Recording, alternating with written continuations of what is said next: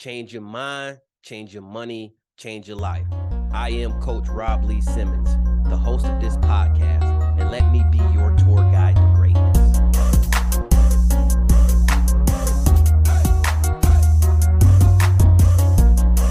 If I was doing any greater, I would be you. Welcome to the Greatness Academy podcast. I am on with Jay Salters. He is the founder of Act Now Education. Welcome, brother. How you doing? Thank you. Thank you for having me. It's a pleasure being here. I'm excited to have this conversation, and it's a pleasure to be on this podcast. So Act Now Education, can you tell us a little bit about what that is, what you guys do, where you started, and then how have you scaled to where you are now? Oh, how much time we got? No, just joking. So for me, I'm currently active duty in the Navy. Been in the Navy for 20 years. Act Now, or at least the first form of it, started back in 2008.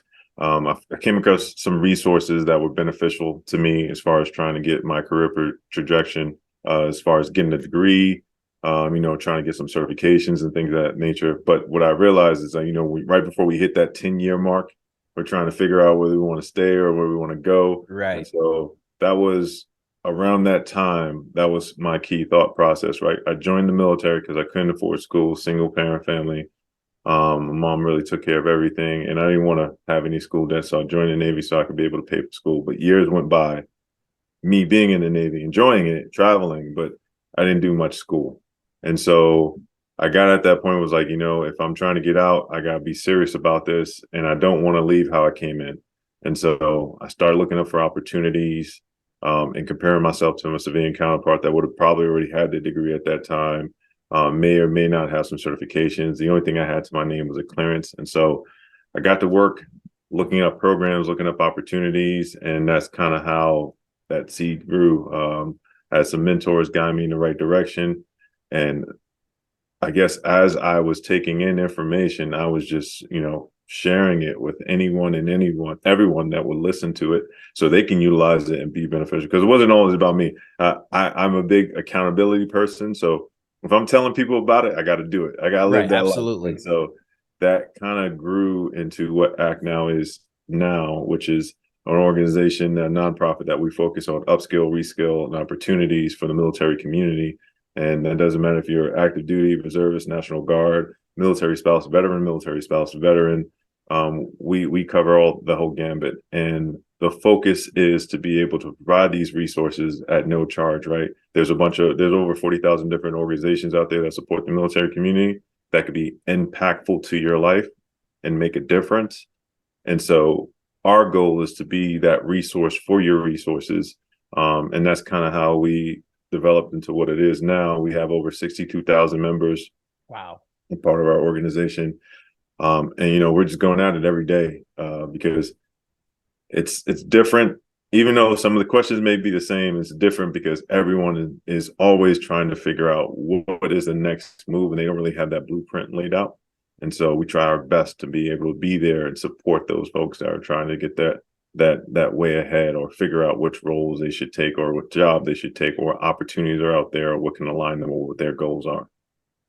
Yeah. So let me ask you, as a active duty member, and the ability to, really have a number of a layer of businesses. So you have a nonprofit and a for-profit business. How do you manage your time? And then is that what transitioning out of the military looks like? So would you recommend? So I guess that's kind of like a loaded question, right? No, would you recommend someone who is on active duty looking to transition to start while they're in, or just does it depend on who they are? I would say 100%. The goal is to start now. I don't care what it is that you're doing in your career, your life. If you have a goal or aspiration to be an entrepreneur, a business idea, do it while you're still getting paid by the Navy or the military. I'm getting paid by the Navy, but do it while you're still getting paid by the military, right? Because what it allows you to do is it allows you to understand and develop skill sets that are going to be beneficial to you. We all know about time management because, when we're deployed or we're doing different things, there's always competing factors. Missions always have competing factors. There's always competing priorities, right? We have to be able to balance that out with our household, our family, our friends, the situations that happen in life. And so for me, there was no perfect moment to get into it. I wasn't really even considering being an entrepreneur until one of my mentors was just, he brought the game down real simple to me. He was like, look, you know, you have a lot of skill sets and you have a lot of talents. Why do you not see yourself in this position? And, you know, at that time, it was just like something that I don't think I have the ability, not this ability, but, you know, the belief in myself to do it. But he painted that clear picture. He was like, look at everything that you're doing. And he's like, if you apply just a percentage of what you're doing, you know, to yourself into, you know, supporting developing in a business, it'll grow, it'll flourish as long as you make sure you do everything correctly. And I was like, you know, you're absolutely right. I should definitely look into it. And then, you know, I haven't looked back. I've done a lot of great things in a time span that I've been in entrepreneurship. Like I said, I think that conversation was around 2015, right? And I've had opportunities and, you know, coached and helped businesses grow, expand to six figures. And then like for me, like I guess like a real moment that changed me was early this year, you know, I hit the six-figure mark Nice. within a month, right? And we made close to 380,000. And I was just like, man, if I can do this, what else can I do? You know, if you could do something once, and you can expand and grow. And so I was like, yeah, let me get to it. Yeah, especially in a position where you started off not knowing that you could do it. Yeah. Then you probably set some goals and then completely superseded those goals. But now looking at where you are now, I think that just removes the ceiling. Like there is no ceiling anymore. And so that I think that's amazing. So I know you talked about halfway through your career, you start realizing, hey, I probably need to take advantage of this education for transitioning. Not even just military members, but just people in general, transitioning and looking to get out of one gig and into another. How big does education play a factor in that? Education plays a major factor, and it does depend on the industry, right? And so Right. some industries certifications weigh more than degrees, and other industries degrees hold the weight. And in some industries, neither of those are needed, and more so apprenticeships and being able to take advantage of, you know, on the job training. Those things all depend on the type of field, right? So like, I'll give you an example. If you're trying to become a software engineer, right? That takes a lot of schooling. There's not really a lot of certifications related to that, aside from the certifications related to program languaging and things of that nature. But you would have to have a background in engineering, right? Software development, whether you do a front end or back end, right? So that you can be able to be familiar with the systems, the technology, and how to put things together. And then start to grow your wings on how to develop whatever the company or organization wants you to do. And so it really just depends on the lane. I would say one of the biggest ways to kind of close that gap, if you're trying to figure out how to get into a field or you're interested in a field that you may not feel like you have meet all the wickets, is finding mentors within those fields. There's programs like Veterati, which they offer coaches that can talk to you for an hour. They talk about a whole bunch of different programs. Like they're all connected to different companies and organizations. So you can find something that really fits the thing that you're looking for or the field that you're looking for, connect with them, and then be able to touch base and like, okay, this is what I want to do. Can you kind of tell me what the day in the life of? What type of requirements or certifications did you have to get? And it's always easier to find out about a company or organization if you got somebody opening the side door telling you the information that you need rather than you putting an application in. Not saying anything about putting an application, but it's more helpful when you're using your network to connect to opportunities opposed to that. And so as long as you're connecting and reaching out and setting your goals, like, okay, I want to get into this field. I'm going to meet with maybe 2 or 3 Veterati mentors. I'm also going to use ACP. I mean, 2 or 3 Veterati coaches. I'm going to meet with ACP mentors, which is a 12-month program with Fortune 500. And they're really detailed. They go through every single thing that you could possibly need for military spouses, veterans, and transitioning service members. And so they match you with someone that fits what you're looking for. You can ask them the same questions, make sure that they're in the state that's near you or in the same state. That way you can connect with them and then build from there. And then that'll help close that gap from being able to find those opportunities. But as going back to your original question, yes, degrees play a major role, so do certifications, but it does depend on the type of industry. And the best way to be able to determine that is reaching out to folks that's already doing those jobs that you want to do. And I think you said it basically in everything that you laid out. Like the secret sauce is education, networking, and having a mentor. Yes. And what order or strategy should people seek to have those things? Should you educate yourself and then find a mentor? Should you get a mentor who knows what you want to do and then let them guide you towards the education that you need? What would be we got the secret sauce in the pot, but how would you mix it? Yeah. So, you want to put a little half of sprinkle of this. No. So what you want to do is you definitely want to, and I would say start with the folks that's already in the field, right? The folks that's already doing the job. It's always easy to close that gap when you're talking to someone that's been there, done that, and they're going through that process, right? And that way you're not wasting any energy on things that you don't need to waste on. You're being more efficient on, I'm focused on this, I need to knock this out, and this opens the door. Everything is not a one size fit all. No one's transition is the same. No one's, transition into job opportunities is the same. However, having, some opinions on subject matter experts or folks that are in the field can help save you time, energy, and effort, right? For sure. A conversation I had was before I was trying to figure out what I wanted to do, I wanted to get into electrical engineering. And so this was probably part of my later part of my career. I already was mostly completed with my master's degree in cybersecurity. And I reached out to a mentor and I was like, I just want to be able to have that conversation on the engineering level on, things that we want to develop or R&D or capabilities. And then I talked to him and he was like, electrical engineering is a young man's game.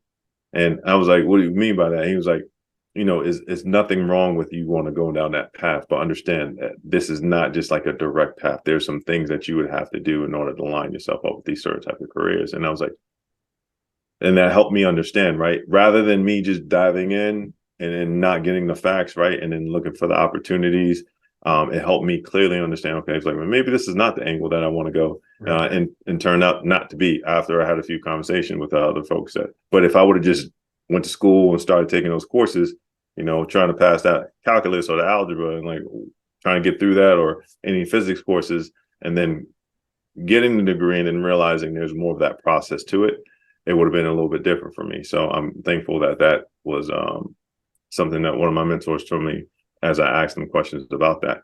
And so it's helpful. Yeah, that's amazing, man, because I know when I first started my business and I just kind of hopped into it and have a certain skill that whatever I see I can mimic, Mm-hmm. but not having a mentor probably for the first 3 or 4 months was probably the biggest mistake I've ever made because I was just doing it.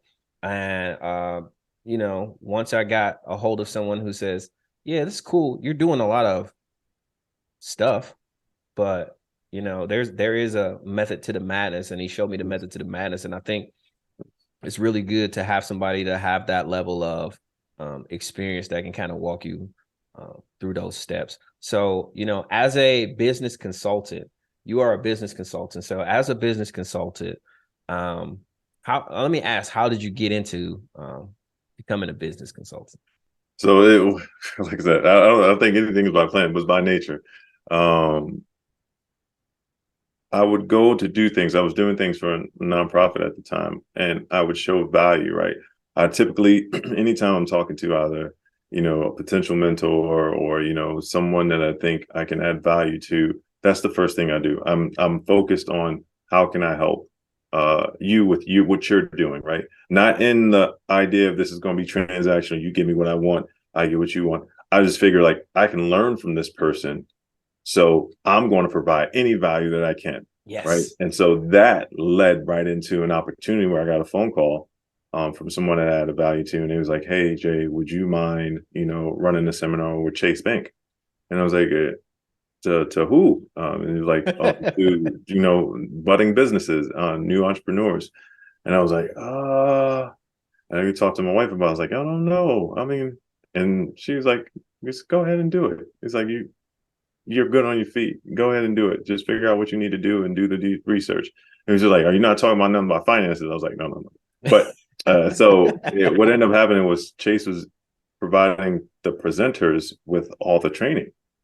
If you give me all the training, Oh, it's a wrap. it's a done deal. So I didn't know that going in, but I was like, this is going to be a challenge. I'm gonna learn whatever I need to do, and I like I said, I always want to add value. So already going in, I had content and things that I think I was like outlining, and then took the training and then provided it, and no one can tell that was my first time talking about business in that manner.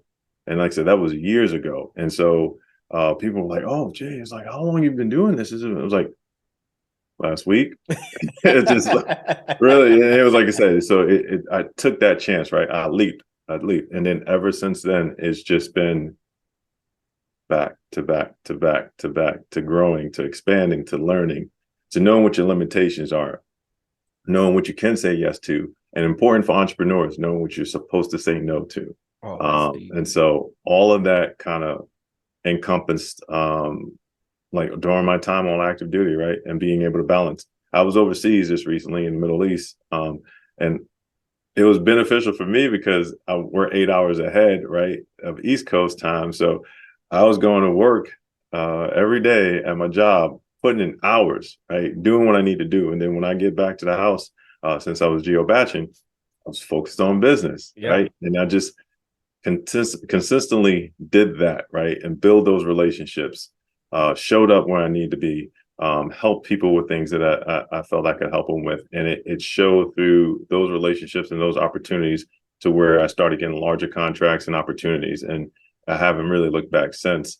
And I would say, like, for me, the other aspect to that, right, is it's not just about your approach, is also how you build yourself, right? And so the Jay years ago, in comparison to what I've learned, the books I've read, podcasts that I've listened to, I've spent and invested a lot of time in my own self-knowledge. And so that has also helped me tremendously. I would say if you're working 8 hours a day for somebody else, you should be at least working a few hours a day for yourself. For yourself, for At the sure. minimum, like 3 or 4, right? Because you have to look at the ROI on what you're doing. Granted, military, you'll learn a lot, you'll get a lot of added value out of that, and you'll be able to utilize that for the mission, and help the mission succeed.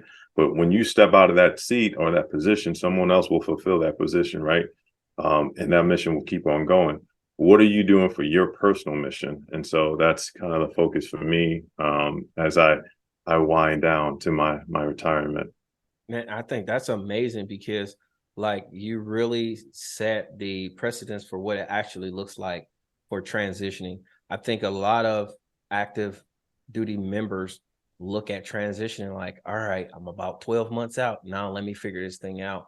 And you're letting me know, hey, I've been doing this for half my career, figuring out, hey, where do I want to be?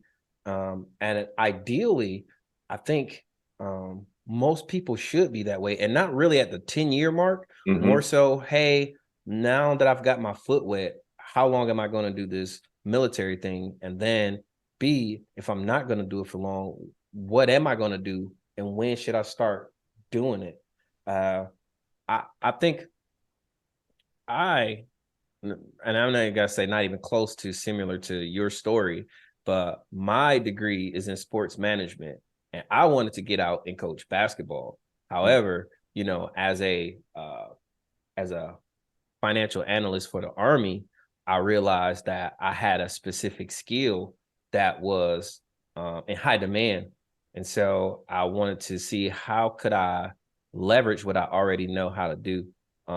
So is it hasn't been difficult because nobody asked me about my education because I have the experience.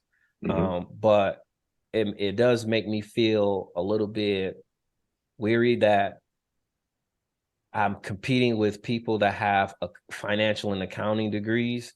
Um, but I've been doing this for 14 years now. And so uh, I think that experience overweighs a lot of things.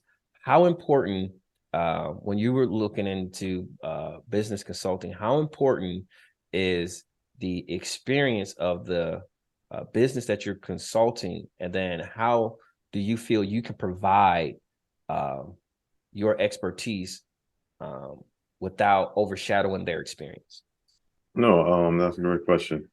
So mainly when I talk to businesses, right, some of the first things is like, and I know we think, you know, everyone has different talents. My talent is really understanding how to get to the core of their business. What is, like, aside from the business plan and the documentation, right? The documentation is what I spend the most time on, right? But Right. for the most part, in business sense, I feel that a lot of folks are in their own ways 80% of the time. And so I'm helping them understand strategies to break that down. How do you make your business plan executable to where you can scale and expand your business? What current limitations do you have? And so for me, when I'm dealing with a really experienced business, right, they already know what some of their key issues are and what they need me to address and talk about. And so we just build a plan around those things. But collectively, let's say I'm talking to a business that doesn't really know anything just yet, or they're just getting started. First thing we're talking about is the paperwork, and you learn that from the military, right? The Right. paperwork, you have to cross your T's, dot your I's. You have to have a certain amount of documents and certain things connected to them. Or you have your set asides. Do you have, are you disabled, woman-owned business? Are you, do you have the proper documentation? Are you registered in SAMS? Are you registered in gov.com? Are you registered in different sites that are going to help you draw attention to your business? So I focus on those things at first. Let's do the paperwork, and that's basic admin, right? And Right. then outside of that, then we're starting to identify, all right, what process do you have? What's your business process? What's your day to day? What's the things we can focus on? And so they'll tell me whatever it is that their business plan. I was like, how do you build revenue from that? What type of work does that require? And so I start to go from there. For more senior businesses, like I said, it's really just specific things that they're trying to overcome, that they just need someone with a different perspective to provide. And so far, I haven't had any complaints about all my assistants. So I think I'm doing okay. But I see the businesses scale. I see them grow. I've helped recently. I helped one business. They were starting at, I think, about 20,000 a month. Now they're making like 90,000 a month. We're trying to get them over that $100,000 mark. And that's really just being able to help them understand, especially where they're at, because they're a senior business. They were in their business. They need to run their business, and there's a difference. When you're in your business, you're doing everything. You're the jack of Yeah. all trades. Yeah. You don't really see anything else. You got your blinders on, but you're focused on everything that comes with your business, right? But you need to run your business as if I was managing this company, who would I put in place, or what aspects would I change to be able to manage it more efficiently? Because for the people that are in their business, if something, God forbid, something happens, it's hard for you to kind of like keep things going, right? Right. You get sick, your business is down for a day, right? And so you have to be able to start looking at what that scaling opportunity looks like. And that's kind of what I focus on. And that's kind of what I talk about. And like I said, it's been a blessing, because even through them, I learn about, angles and different things that I should be doing with my business, because it helps me stay grounded on, okay, these are different aspects, these are different approaches, but everything from social media expansion to, how to get out there, target market, what their target market is like. What are the things that they're working on? We even break down like the Canva, it's the canvas. She was essentially is a sheet that has your distribution, your partners who you have relations with, your revenues, your channels, your overall approach to your business, kind of like a quick snapshot of your business, and then moving from there.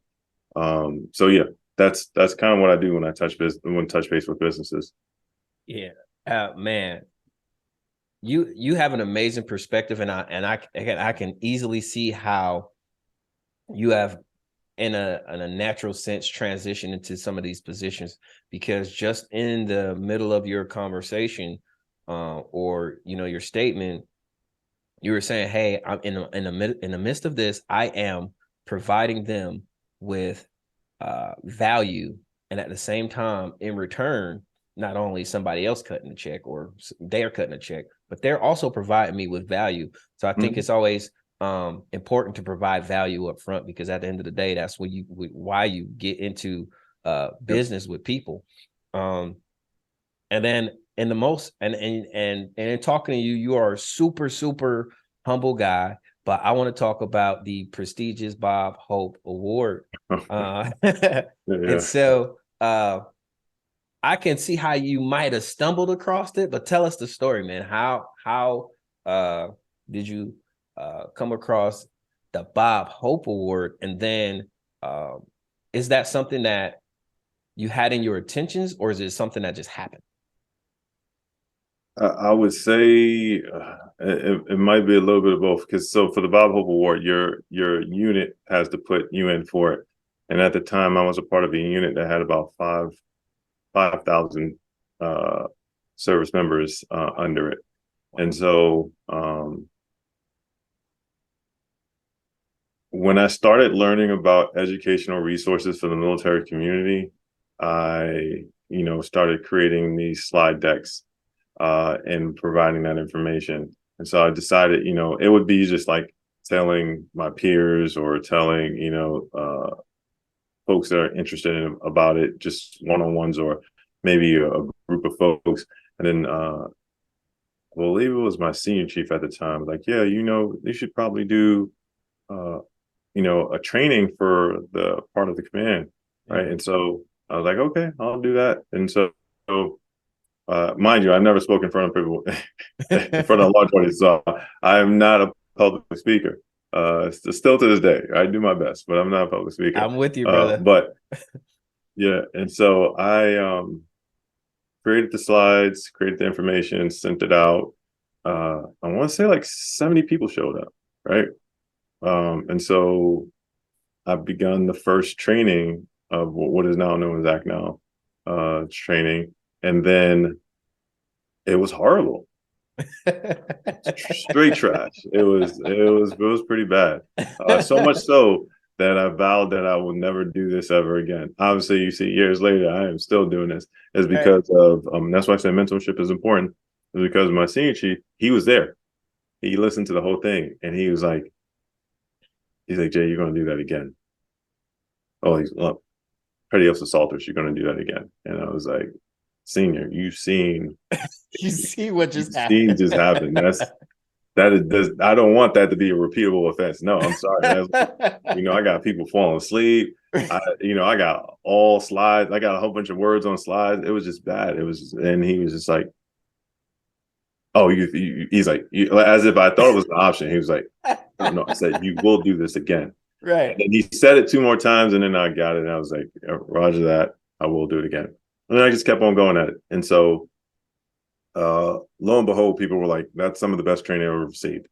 They will tell me what I too much of, or what I need to kind of change, but I kind of perfected it as best as I could and started presenting that. And then the results from that information is what led to the Bob Hope Award.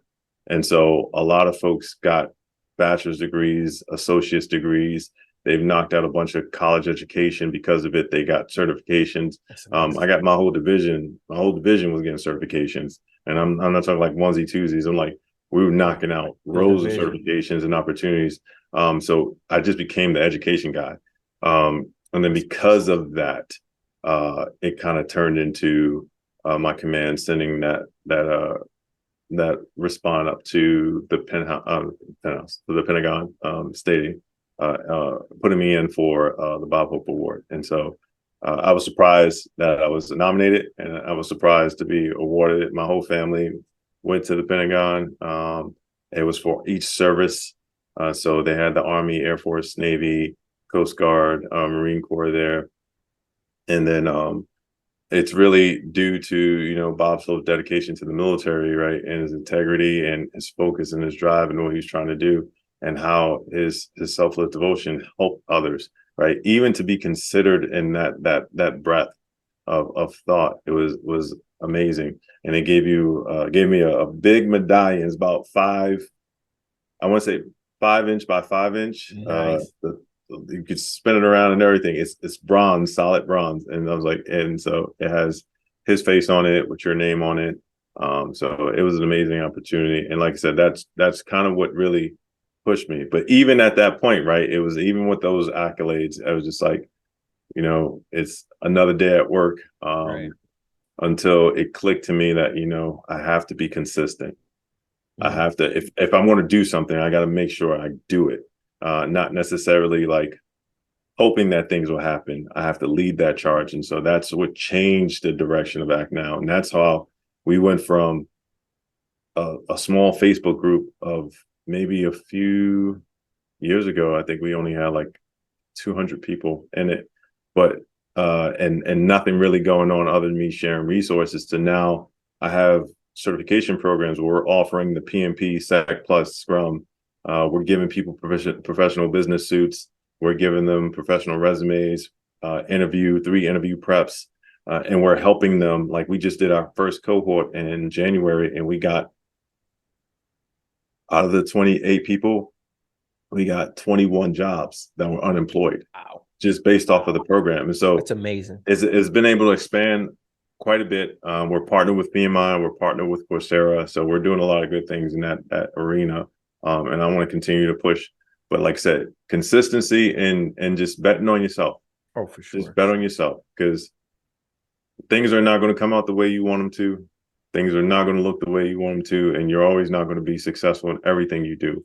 But the biggest lesson that you can learn from anything is taking that in and moving forward with it, and not letting that harbor, your fear of success or risk, being a risk averse to do something. Now, from any time I get an opportunity that is aligned with what I'm trying to do, I just lean in. Just lean in. That's amazing, man. And so you kind of spoke of successes, but can you share with us, and maybe on the profit side and the nonprofit side and for-profit side, what was your most memorable success for each one?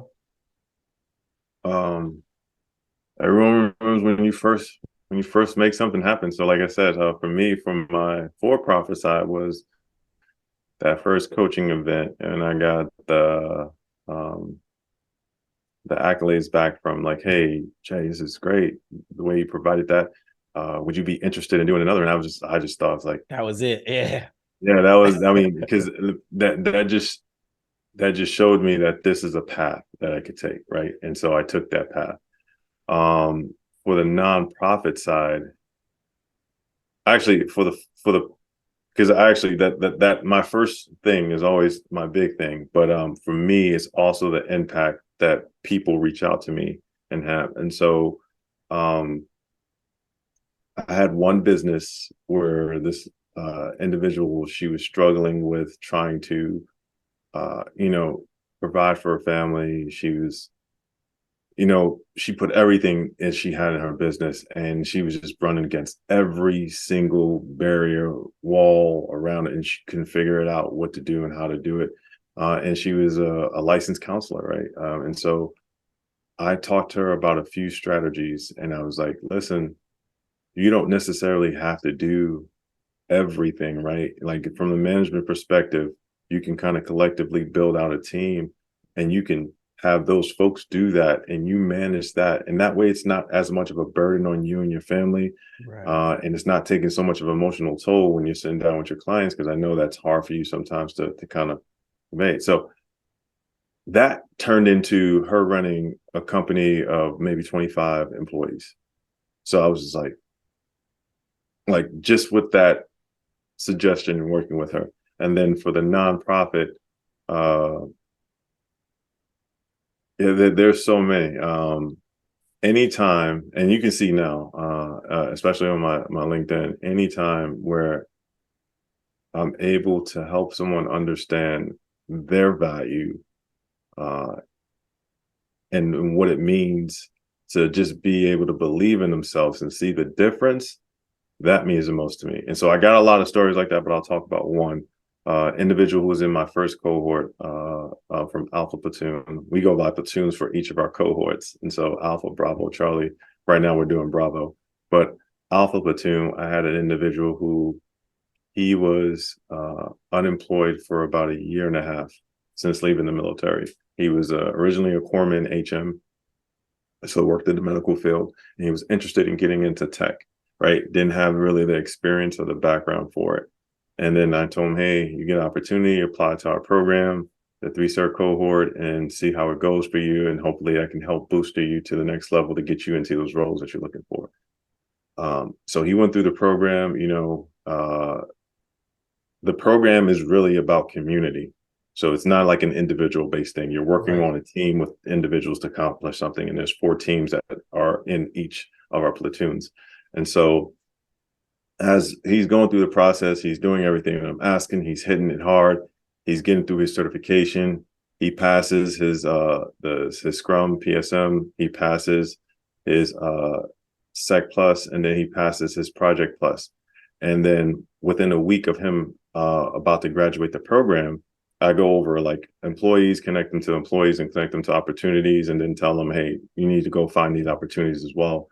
And so he gets connected with a company, and within a week, he has a job as I believe he was a SOC analyst. He went to a SOC analyst. So just someone with no experience in cyber to a SOC analyst, right? And he called me with, words can't explain it, right? To know that he is good, he's fine, and he'll tell you, he's like, it's like having my division officer look after me, and that's what his way he's explaining it. Even so much that his mom sent sent us a whole bunch of snacks. It was just like, it like I said, it was very moving. Like anytime that happens, and that's why I'm so hard about doing this, right? Like I'm trying to make as much of an impact. There's a lot of companies and organizations that say they're down for that, but at the end of the day, really, what type of impact? It's not about my bottom dollar. It's about the type of impact that we can make and affect. Because now he's in a position to help people get hired, right? And so that was the biggest moment for me. One of the biggest moments. There's more. Like within that cohort, there was a bunch of them, but that was definitely one. It was one. Yeah. I think planting seeds is the best way to grow. Yes. I mean, the proof is in the pudding, and I think your businesses have done that, and it's crazy because the fact that your passion is in planting a seed that your legacy will never die. That's amazing. As we transition out of the show, I like to ask all of my guests my favorite finance question. As a finance coach and a finance expert, I just enjoy this question.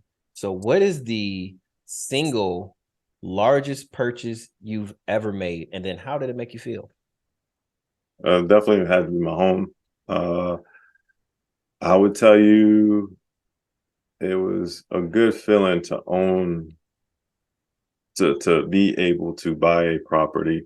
But the unique aspect about my particular home was I was deployed overseas when we went into this, and my wife is an amazing woman. She was the one who found the home, did all the work for it, and it wasn't like it was a smooth sailing. It was a battle to get this house. It's in a really good market, but it was a battle to get this house, and I wasn't too sure whether or not we'd lock it down, but I had faith in her, and she got it done with our realtor, and now it's up. We got it went up. It went up. I already know. That's what I'm saying. it's serving us well. So yeah, it Yeah, I worked said out. if you in this area, I know what you're talking about, man. I know Yeah. what you're talking about. Hey Jay, thanks so much for joining the show, man. I really appreciate it. On the show, we say winners win, and we want to thank you for being a winner, man. Absolutely. And I want to thank all the listeners for being winners as well. Please feel free to contact me or reach out to me on LinkedIn if you want. We always got things going on for the military community. So if you're about that, you want to make some changes or you want to figure out what paths are for you, definitely reach out to me and the team. We're here to support, we're here to help, and continue to listen to the podcast. Grow your knowledge, grow your understanding. There's so much that's out there for us to learn, and don't do anything alone, right? Get your tribe, get your crew, get in some masterminds, do things that benefit you, so that you'll be able to navigate this world we call life, this daily grind. This daily grind, that is for sure, man. I much appreciate it. We'll also have the socials posted down in the link, and then also it'll be in the description of the the audio podcast. But we appreciate you jumping on, brother, and we'll definitely link after this, and then hopefully we'll be able to touch more. Let's say it the right way. We'll be able to plant some more seeds. Absolutely. All right, and we're out. Boom. Thank you for joining the podcast. And remember, change your mind, change your money, change your life. We out.